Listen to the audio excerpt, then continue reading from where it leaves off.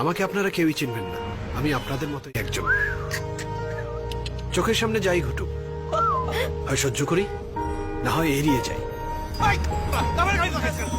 অন্যায় দেখি, অবিচার দেখি, আর আপনাদের মতোই ভাবি একা আর কি বা করব। আমার বাবা জিতেছিলেন ওই একবারই 1971-এ, আর এখন আঙ্কেল আমার টেকা এত টাকা। এই বুড়িরে বের কর।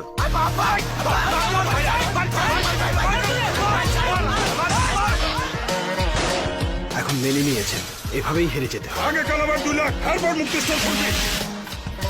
এই চল সবাই। 43 বছরে পাল্টেছে অনেক কিছু, শুধু পাল্টায়নি কালাবাহিদের কাছে আমাদের রোজ হেরে যাওয়ার গল্পটা।